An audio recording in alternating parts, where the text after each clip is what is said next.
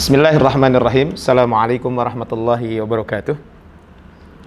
Alhamdulillahilladzi hadana lihada wa ma kunna linahtadiya laula an hadana. Asyhadu an la ilaha illallah wahdahu la syarikalah wa asyhadu anna Muhammadan abduhu wa rasuluhu la nabiyya ba'dah. Qala Allah ta'ala fil Qur'anil Karim, a'udzu billahi minasyaitonir rajim. Wa in ta'ifatani minal mu'minina iqtatalu fa aslihu bainahuma fa in baghat ihdahuma 'alal ukhra faqatilul lati tabghi hatta tafi'a ila amrillah. Fa in fa'at fa aslihu bainahuma bil 'adli wa aqsitu innallaha yuhibbul muqsitin. Kaum muslimin rahimani wa rahimakumullah. Alhamdulillah di sore hari ini kita bisa berkumpul kembali di kesempatan kali ini, dan insyaallah kita hari ini akan melanjutkan kajian kita, kajian hadis arba'in nomor ke-26. Bismillahirrahmanirrahim. Qala al-muallif rahimahullah.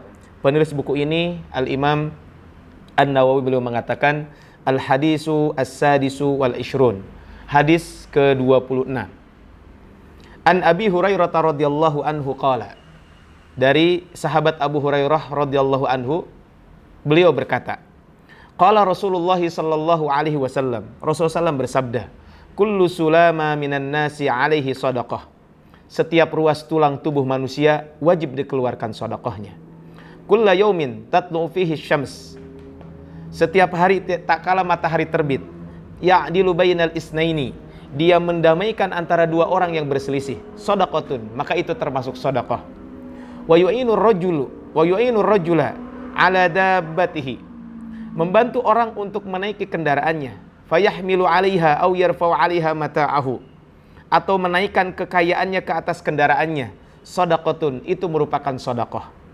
Wal kalimatu thayyibatu sadaqah, perkataan yang baik juga termasuk sedekah. Wa kullu khatwatin yakhtuha ila sholati sedekah, dan setiap langkah yang dia langkahkan menuju salat itu adalah sedekah. Wa tumitul adza anit tariqi sedekah, dan membuang duri dari pinggir jalan, membuang gangguan dari pinggir jalan, itu termasuk sedekah. Akhrajahul Bukhari wa Muslim. Hadis ini diriwayatkan oleh Imam Bukhari dan juga diriwayatkan oleh Imam Muslim. Kaum muslimin rahimani wa rahimakumullah. Marilah kita bahas hadis ini satu kata satu kata. An Abi Hurairah radhiyallahu anhu qala, dari sahabat Abu Hurairah, semoga Allah meridhoinya. Tentang biografi sahabat Abu Hurairah sudah disebutkan di hadis-hadis sebelumnya. Qala Rasulullah bersabda, kullu sulama minan nasi alaihi sadaqah. Kullu sulama minan nas, setiap ruas tulang dari tubuh manusia. Al-Imam Al-Munawi ketika menjelaskan kaitan dengan kullu sulama, kata beliau adalah tulang jari jemari.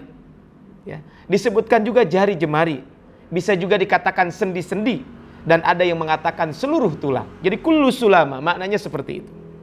Al-Qadhi Iyad mengatakan wa asluhu idhamul kaffi wal asabi wal arjul. Maka yang dinamakan dengan sulama asalnya adalah sesungguhnya tulang telapak tangan, kemudian jari jemari, dan juga kaki. Summa stu'mila fi sa'iri idhamil jasad wa mafasilahu. Kemudian istilah sulama ini digunakan oleh para ulama kaitan dengan semua tulang yang ada pada tubuh manusia dan semua sendi-sendinya. Ini yang dimaksud dengan kullu sulama.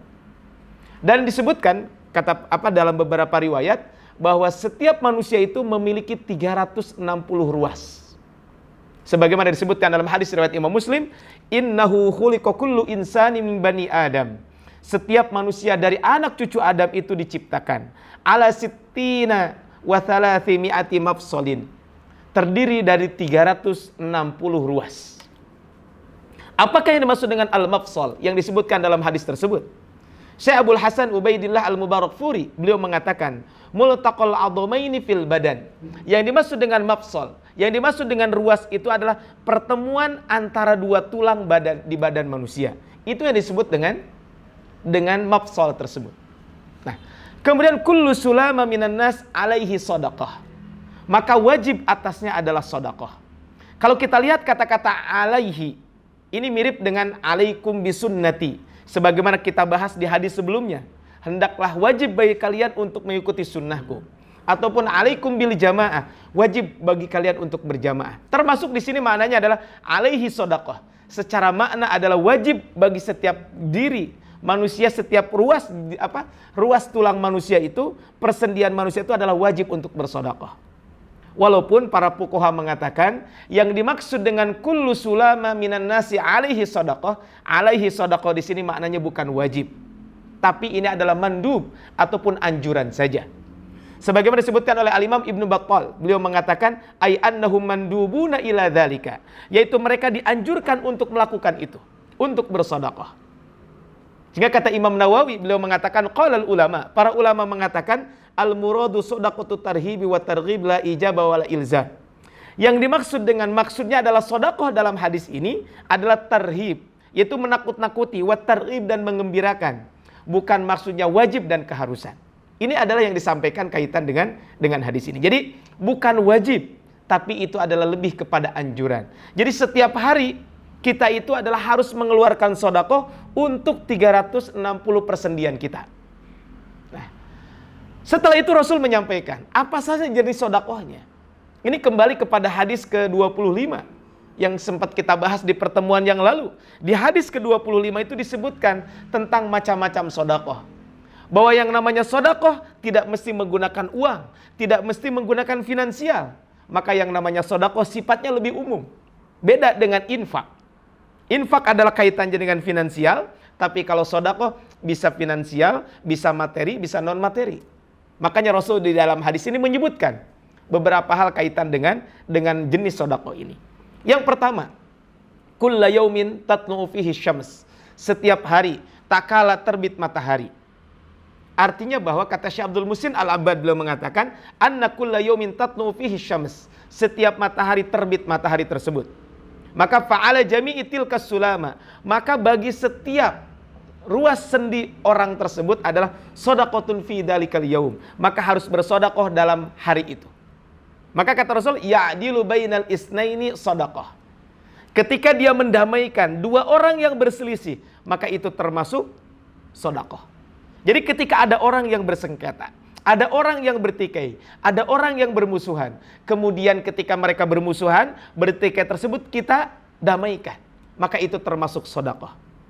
Makanya kata Syekh Ismail Al-Ansari rahimahullah, beliau mengatakan sedekah untuk keduanya, untuk melindungi keduanya dari hal yang menjadi sebab lahirnya kebencian, baik berupa jeleknya perkataan atau perbuatan.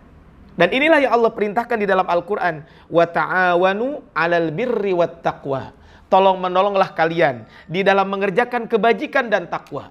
Wala ta'awanu 'alal itsmi wal udwan. Dan janganlah kalian saling tolong menolong dalam kemaksiatan, juga di dalam dosa dan dalam pelanggaran. Ini adalah amalan pertama yang disebutkan di dalam hadis ini, yaitu kita mendamaikan antara dua orang yang berselisih. Dan itu termasuk sedekah. Dan masih banyak ayat-ayat yang lain yang berbicara tentang ini. Salah satunya nanti bisa lihat di dalam Al-Quran, di dalam surat Al-Anfal ayat 1. Yang disebutkan dalam surat Al-Anfal ayat 1, wa aslihu dzata bainikum. Dan perbaikilah hubungan antar sesamamu. Di dalam surat Al-Hujurat contohnya, di ayat ke-9 sampai ayat ke-10, sebelum berbicara tentang innamal mu'minuna ikhwatun, maka di ayat sebelumnya, di ayat ke-9, wa in ta'ifatani minal mu'minina iqtatalu fa aslihu bainahuma. Dan kalau ada dua orang golongan dari mereka yang beriman itu berperang, berselisih, maka hendaklah kamu damaikan di antara keduanya. Bahkan ketika Allah menyebutkan innamal mu'minuna ikhwatun fa aslihu baina akhwaikum.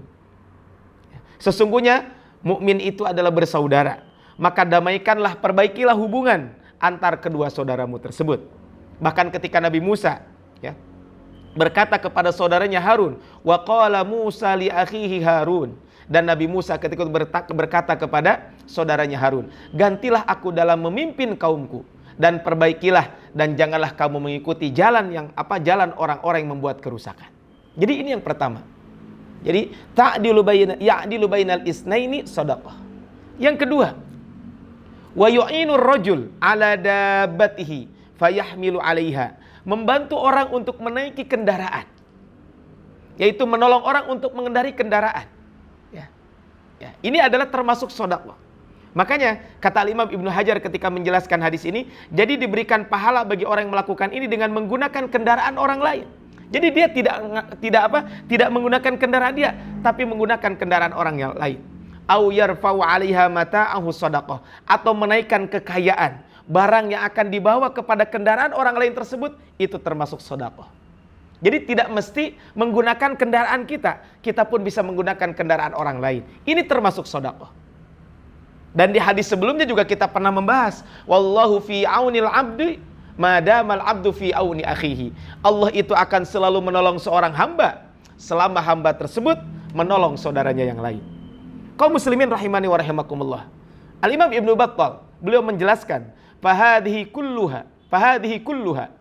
Semuanya ini adalah wa masyakiluha. Jadi semua ini dan semisalnya min hukukil muslimina ba'duhum ala ba'd. Di antara hak satu muslim dengan muslim yang lain. Maka mandubun ilahi muraghhabun fiha. Maka ini adalah begitu dianjurkan dan dituntut kita untuk melakukan ini. Kaitan dengan apa? Kaitan dengan kita membantu orang lain. Kaum muslimin rahimani wa rahimakumullah. Ini adalah kalau kita berbicara tentang hadis ini adalah sangat penting buat kita semuanya. Kalau kita lihat dalam hadis ini berlaku mutlak. Baik ketika kita sedang musafir atau ketika kita sedang sendiri. Ya. Jadi bukan hanya ketika safar saja. Itu yang kedua. Yang ketiga, kaum muslimin rahimani wa rahimakumullah, yang ketiga ini adalah bahwa wal kalimatut thayyibah shadaqah. Yang ketiga adalah dan ucapan, perkataan yang baik itu termasuk sedekah. Bayangkan, kalau kita berbicara tentang perkataan yang baik, berkata dengan lembut, sopan santun, tidak menyakiti saudara kita, mudah dimengerti, semuanya itu adalah sedekah. Termasuk juga adalah ketika kita berzikir kepada Allah Subhanahu wa taala, maka itu termasuk sedekah. Sehingga kata Al-Imam Ibnu Allan, beliau mengatakan itu adalah setiap zikir dan doa bagi diri sendiri dan orang lain. Maka itu juga adalah termasuk sedekah. Doa keselamatan dan pujian buat Nabi SAW itu termasuk sedekah. Kita membaca sholawat kepada Nabi SAW. Sehingga ini adalah kalau kita berbicara tentang sedekah. Syekh Abdul Muhsin Al-Abbad hafizahullah, beliau ketika menjelaskan wal kalimatut thayyibatu sedekah, dan kalimat yang baik itu adalah sedekah. Kata beliau, sedekatun minal insani ala nafsihi. Ini merupakan sedekah dari manusia atas dirinya sendiri. Wa shadaqatun minhu ala ghairihi, termasuk juga adalah sedekah darinya kepada selain dirinya, artinya kepada orang lain. Kenapa dinamakan sedekah? Fa hiya shadaqatun ala nafsihi li'annahu takallama bikalamin thayyib. Dikatakan bahwa sedekah terhadap dirinya karena dia berucap dengan ucapan yang baik, dan dikatakan sedekah darinya untuk orang lain karena dia menjumpai orang lain dengan perkataan yang bagus dan lebih baik. Ini adalah kalau kita berbicara tentang ini. Sehingga pantas kalau kata Al-Quran, bahkan ini Rasul dalam khutbah sering beliau membaca, ada yang disebut dengan khutbatul hajah. Kan Rasul ketika khutbatul hajah, innal hamdalillah, kemudian baca syahadat, kemudian itu baca sholawat. Setelah itu kan beliau menyebut 3 surat. Ya, satu surat surat Al-Imran, ya ayyuhalladzina amanu taqullah, 1 ayat. Kemudian setelah itu membaca surat An-Nisa ayat pertama. Kemudian berikutnya adalah membaca surat Al-Ahzab, ya ayyuhalladzina amanu taqullaha wa qulu qawlan sadida. Wahai orang-orang yang beriman, bertakwalah kalian kepada Allah dan hendaklah ucapan dengan perkataan yang baik. Kalau kita merujuk ke hadis 15 yang sempat kita bahas di pertemuan yang lalu, di hadis ke-15 Rasul menyampaikan, man kana yu'minu billahi wal yaumil akhir falyakul khairan aw liyasmut. Barang siapa yang beriman kepada Allah dan hari akhir, maka hendaklah dia berkata baik, kalau enggak dia diam.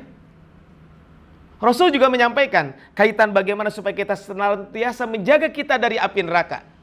Ittaqun nar walau bisyikki tamrah.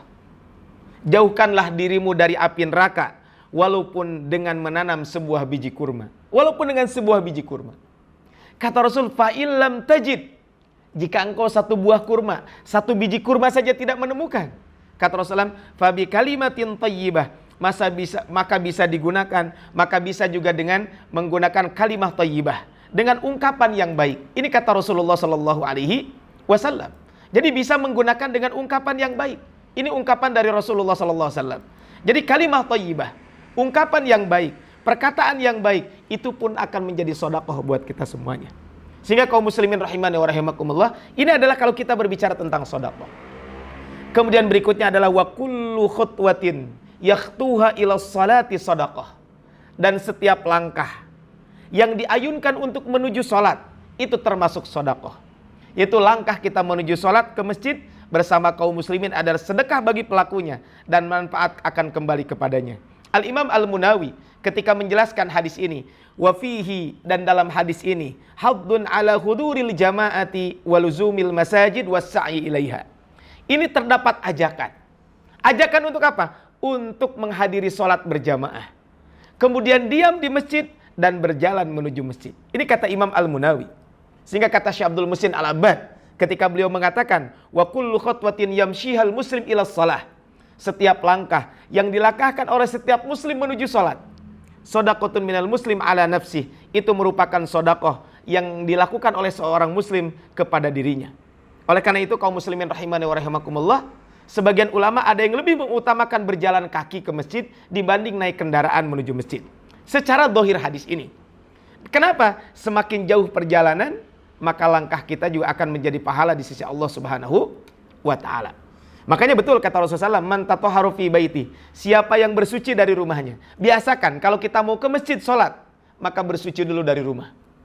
Summa masya ila baitin min buyutillah, kemudian dia pergi menuju rumah di antara rumah Allah Subhanahu wa taala. Liyaqdiya faridatan min faraidillah. Tujuannya satu, hanya untuk melaksanakan kewajiban yang Allah wajibkan kepada dia. Apa kata Rasul? Kanat khutwatuhu ihdahuma takhuttu khati'ah wal ukhra tarfa'u darajah. Maka setiap langkahnya, satu langkah akan menghapus dosa dan langkah yang lain akan mengangkat derajat. Ini kata Rasulullah sallallahu alaihi wasallam.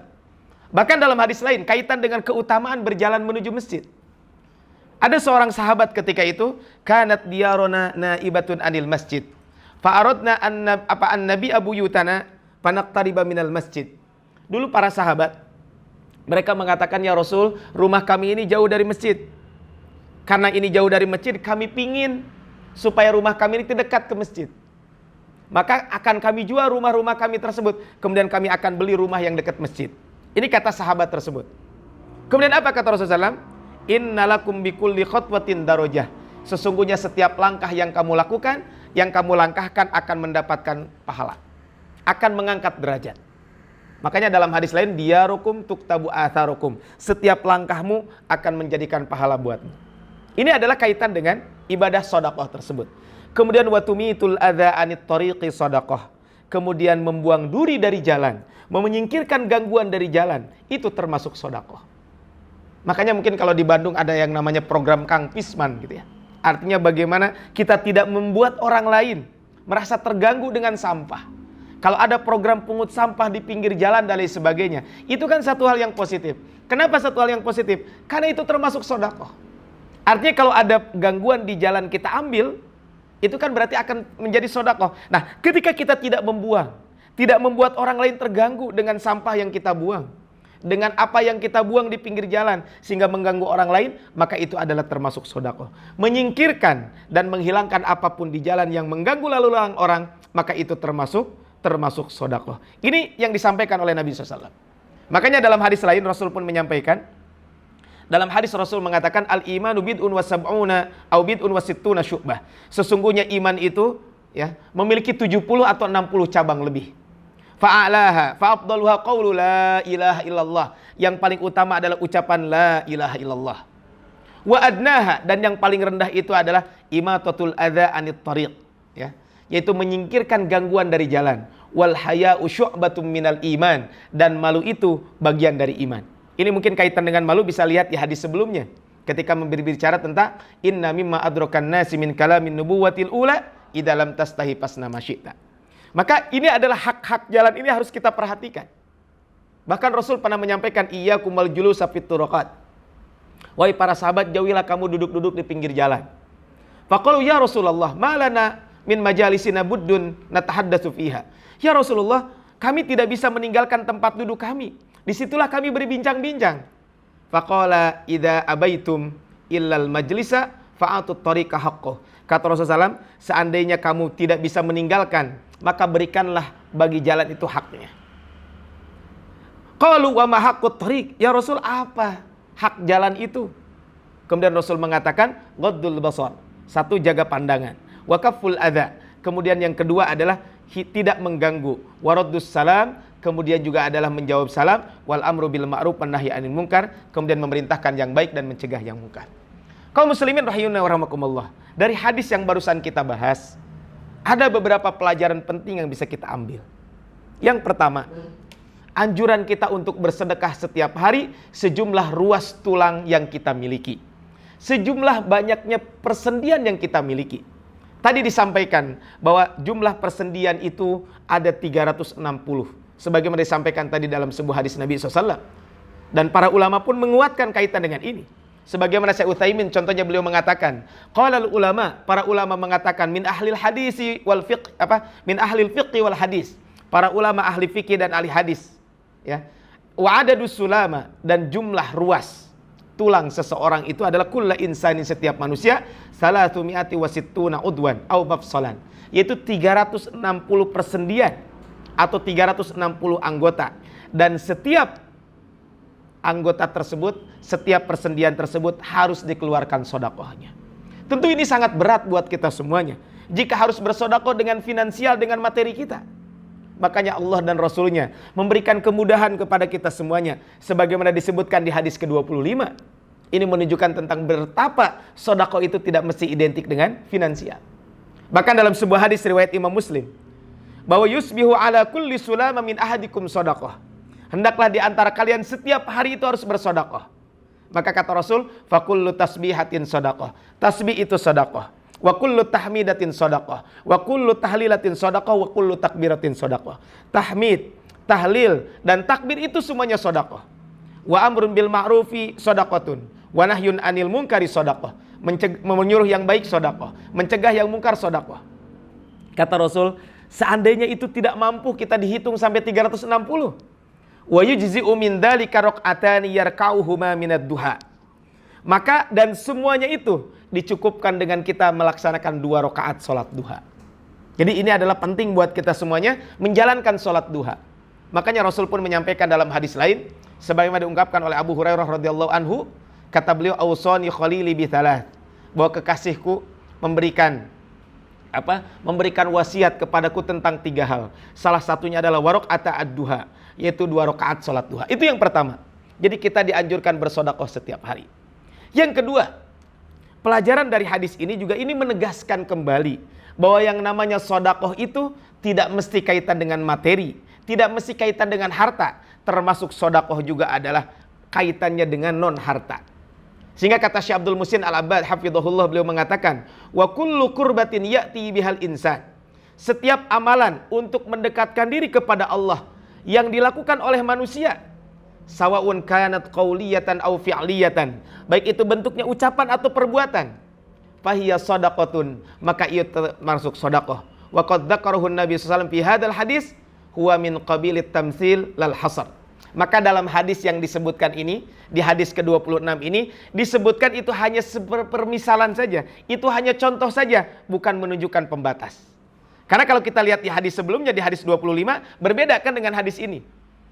Nah, ini menunjukkan bahwa itu hanya permisalan saja. Intinya adalah setiap kebaikan yang kita lakukan itu termasuk sedekah. Itu yang kedua. Yang ketiga, kaum muslimin rahimani wa rahimakumullah, maka kita dianjurkan untuk al-mudawamah, untuk selalu konsisten.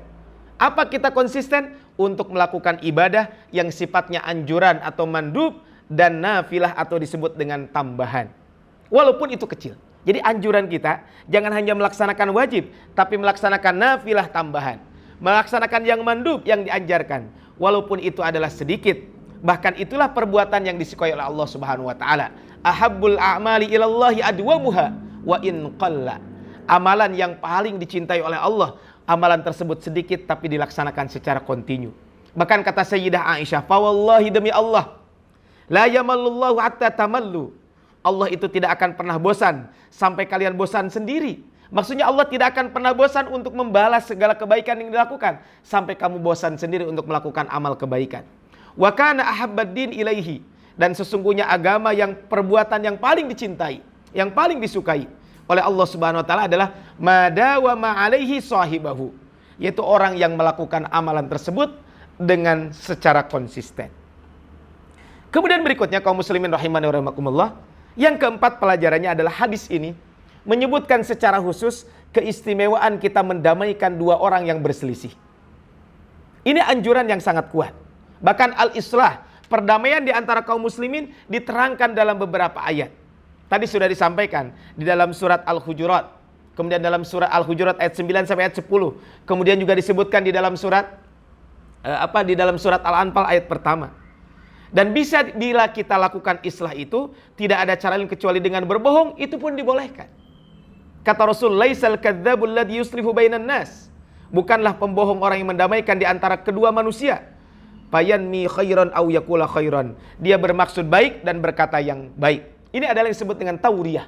Dalam bahasa kita disebut dengan tauriyah. Hukum berbohong itu tidak boleh. Tetapi khusus untuk mendamaikan dua orang yang berselisih dan ada niat kebaikan untuk perdamaian tersebut, maka itu dibolehkan. Kata Imam Muslim mengutip komentar Imam Ibnu Syihab Az-Zuhri, kata beliau, saya belum pernah mendengar adanya keringanan atau rukhsah dalam hal perkataan manusia yang termasuk disebut bohong, kecuali pada 3 hal. Pertama adalah fil harbi, dalam peperangan. Yang kedua adalah wal islah bainan nasi, kemudian mendamaikan dua orang yang berselisih.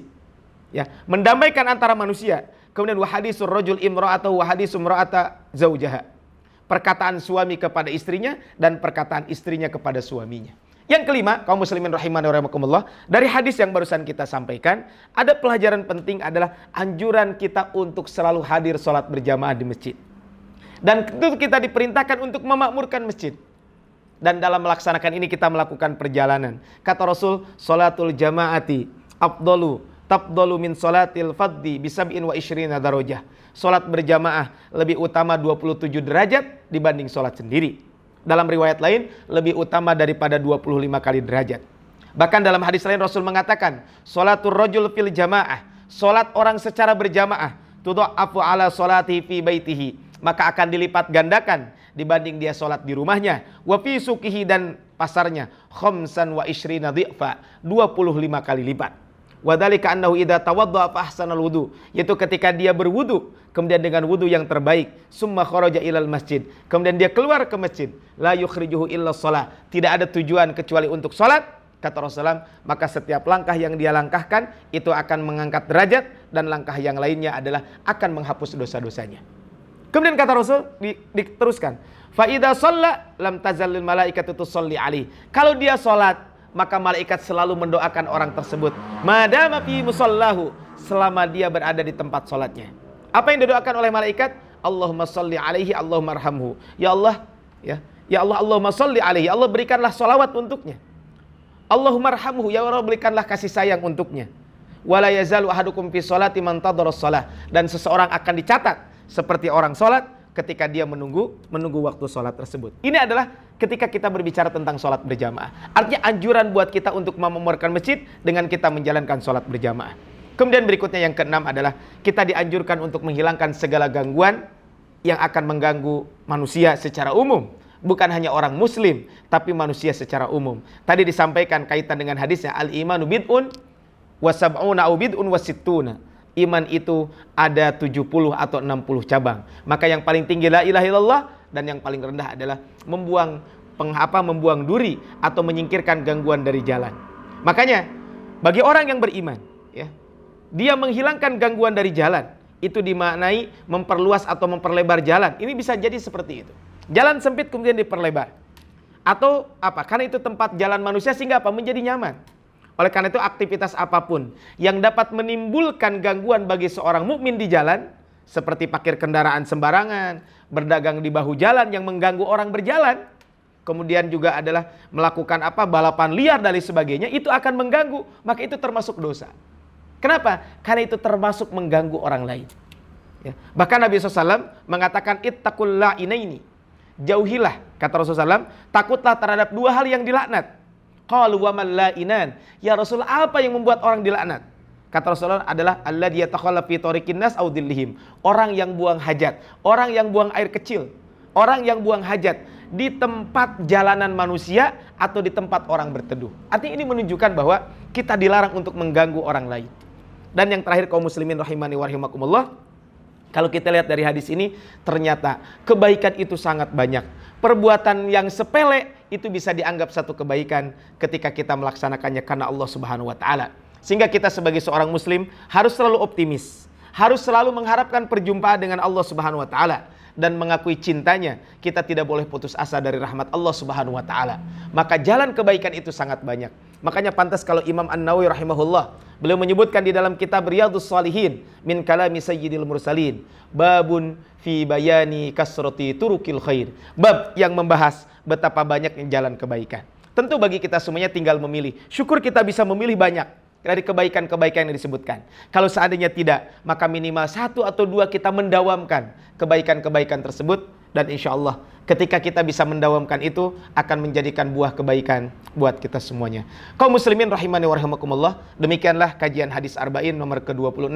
Semoga Allah Subhanahu wa taala memudahkan kita untuk melakukan berbagai macam kebaikan, dan semoga Allah Subhanahu wa taala menjauhkan kita dari segala keburukan. Allahumma arinal haqqa haqqa warzuqna ittiba'ah wa arinal batila batila warzuqna ijtinabah. Allahumma inna nas'alukal jannata wa ma qarraba ilaiha min qawli wa amal wa na'udzubika minan nari wa ma qarraba ilaiha min qawli wa amal. Ya Allah, kami memohon surga kepada Engkau dan jalan-jalan kemudahan untuk menuju surga tersebut.